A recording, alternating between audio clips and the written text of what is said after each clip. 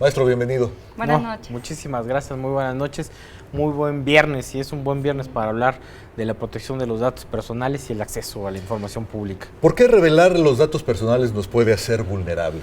Mira, básicamente porque nos pone en riesgo ante ojos que finalmente no conocemos y ellos sí nos conocen.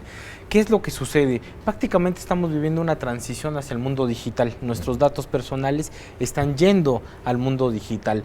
Nuestro nombre, nuestro rostro, nuestras cuentas de banco, todo está yendo al ámbito digital. Y ahí básicamente en apariencia estamos solos, pero no. Mucha gente precisamente nos sigue cada vez que prendemos una máquina, cada vez que entramos a nuestros teléfonos celulares, cada vez que vamos a un cajero a sacar dinero, a hacer algún retiro, evidentemente estamos dejando un rastro de nosotros, que son nuestros datos personales, y mucha gente nos ve. Ese es un tema muy importante, sobre todo porque fíjense, los jóvenes cada vez dedican más tiempo a estar frente a las pantallas de teléfono. De 2012 a 2013 y a 2014 ha subido alrededor de 1 hora 20 el tiempo que los jóvenes dedican a las pantallas de sus computadoras. Sí, ya no, la televisión ya quedó obsoleta, son pantallas de computadora, alrededor de 6 horas. De estas 6 horas, 3.5 horas las dedican precisamente a redes sociales, 1 hora alrededor a correos electrónicos y el resto a investigar en el asunto de la red. Es decir, estamos frente a un proceso de cambio generalizado. Prácticamente trabajamos, nos relacionamos y hasta nos enamoramos a través del ámbito digital. ¿No? ¿Cómo nos ayudaría a proteger estos datos una ley? Estamos precisamente trabajando en una ley general de protección de datos personales. Los órganos estatales de protección de datos personales y de acceso a la información pública, alrededor de la Conferencia Mexicana de los mismos nombres, estamos intentando generar una ley general. ¿Por qué? Porque hay un vacío legal. En México, ustedes seguramente conocen a Aristóteles Núñez, nuestro público seguramente conoce a Aristóteles Núñez, que publicó unas listas precisamente de los morosos fiscales o aquellos que tenían problemas. Hablamos del SAT, ¿verdad? Del SAT, exactamente. No hay una ley que se lo prohíba. Sin embargo, si tuviéramos una ley, esa base de datos que se convierte en una base de datos pública para informar, debería estar regulada. Está bien, no hay nada que lo regule, lo puede hacer, además hay un incentivo para que todo el mundo pague sus impuestos, pero mucha gente ha dicho que tiene problemas con eso, que hay una irregularidad en la lista. A nadie le pidieron permiso, primera cosa, que implica la autodeterminación informativa. Y segundo, yo tampoco he visto que se publique una lista en donde la gente que o hay un error o se ha puesto al corriente pueda finalmente resarcir precisamente su honor y su dignidad. Y no solamente esto, exactamente, la posibilidad de que pueda ejercer otro derecho, como es el derecho económico. Fíjense, muy rápido, perdónenme, les comento, en Europa se está discutiendo ahora una cosa que es muy importante, que es el Reglamento Europeo de Datos Personales. Ese de reglamento lo que va a hacer una normativa transfronteriza, una normativa en donde evidentemente homogenice todas las leyes europeas, pero va a tener impactos precisamente en el mundo. ¿Por qué? Porque plantea cosas tan importantes como que las autoridades de datos personales tengan que ser transparentes, es decir, informen lo que haya. Todo el mundo puede ejercer una serie de derechos que son derechos fundamentales, como los derechos de acceso, rectificación, cancelación y oposición. ¿Vendría a ser el papel de InfoDF? Vendría a ser una normativa de una ley general que nos permita finalmente en el mundo tener una protección de datos personales. Yo no me había puesto a pensar en el ejemplo que diste del SAT, que hizo pública esta lista.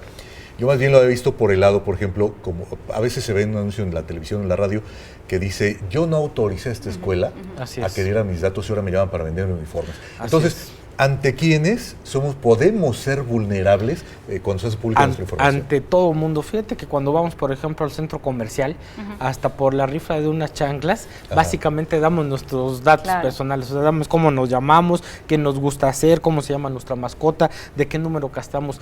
Cualquier cantidad de datos los damos y esto se convierte en oro puro. Los datos personales son el oro y la moneda del siglo XXI. ¿Por qué? Porque se convierten precisamente en los elementos, es una base de datos con los cuales puedes hacer, además, identificando por sector socioeconómico, por gusto, negocios importantísimos. Y pareciera que el mal del siglo XXI es también que nos llamen a cualquier hora, que nos digan por nuestro nombre que hemos ganado un viaje a Hawái, pero hay que pagar una serie de cosas. Es decir, es un tema importantísimo el asunto. Y yo creo que a todo el mundo le ha pasado que te llamen a cualquier hora. ¿Por qué? Regamos nuestros datos personales. Bueno, entonces, ¿quién tiene derecho a hacer uso de nuestros datos y bajo qué condiciones? Ese es un tema muy interesante porque ahorita como está la normatividad, simplemente con que te avisen, el aviso de privacidad te dice que tú tienes, que te están recabando datos y que esos datos pueden ir a parar a cualquier parte.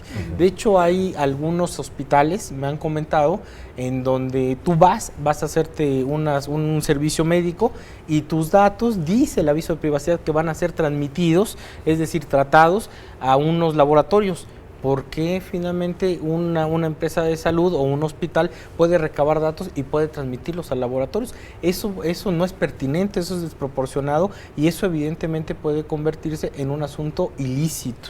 Es decir, los datos personales finalmente nosotros los controlamos. Les pongo un ejemplo, ahora que andamos en asuntos postmundialistas. Sí. Messi, su papá de Messi, cuando no era Messi, sino cuando era el prospecto de lo que era Messi, vendió sus datos personales por 50,000 euros. Es decir, la posibilidad de que él no tuviera control sobre sus datos.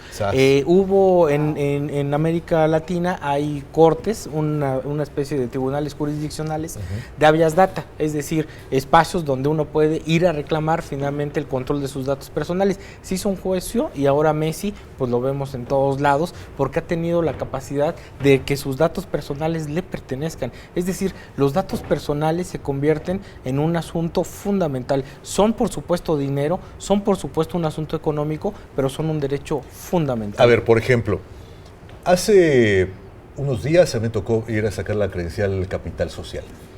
Me pidieron muchos datos. Muchos. Y yo los di. Para el pasaporte me piden datos. O sea, ¿a quién se los puedo dar y bajo qué circunstancias? Los datos personales, no es ilícito recabar datos personales. Lo que es ilícito es precisamente transmitirlos, difundirlos o hacer con ellos una cosa que legalmente no puedes hacer. El caso de Capital Social, déjame decirte, no es un guayabazo a la Secretaría de Desarrollo Social, pero nosotros hacemos un concurso de mejores prácticas de quién mejor trata los datos personales. Y la Secretaría de Desarrollo Social hizo una cosa muy sencilla, pero fundamental. Hizo un peinado de cuántos datos de todos los programas que tiene se podían recabar datos personales. Y entonces hizo una compactación y solamente dejó los datos personales que fueran necesarios, que cumplieran con la finalidad y que no fueran excesivos. Esto es muy importante porque imagínate una base de datos allí con nombres, con direcciones casi identificables a las personas, que pueda ser utilizada para muchas cosas. De hecho, hemos encontrado, y es público, que el asunto de las credenciales del lector y todo el padrón, digamos, del lector, de la lista nominal, se encuentre, exactamente, se encuentre vendido y todo. 2,500 pesos cuesta en el mercado negro, ni siquiera es tan caro, pero en nuestras propias credenciales de lector hay una cantidad de datos impresionante. O sea, si ustedes ven, déjenme rápidamente, saco unos segundos mi credencial de lector y miren nada más la cantidad de datos personales. Trae mi foto, trae mi nombre, trae mi dirección, trae una clave única del lector, que es única, solamente me identifica a mí. Del otro lado trae mi huella digital, trae mi firma, trae la firma de otra persona y trae aquí una cantidad de información que yo no puedo identificar, pero que seguramente con un código va a haber cosas ahí. Imagínense la cantidad de datos, y esta la dejamos por todos lados. Por eso me parece que es importante proteger los datos, porque no protegemos el nombre, la persona, el iris, el genoma, sino el derecho fundamental a que todo el mundo pueda proteger sus datos personales. Maestro Muzio Israel Hernández, gracias por esta visita. No, al contrario, muchísimas gracias a ustedes. Buen viernes, y como digo yo, hay que comer frutas y verduras, por supuesto, pero también cuidar sus datos personales. Seguro que sí, gracias. Muchísimas gracias.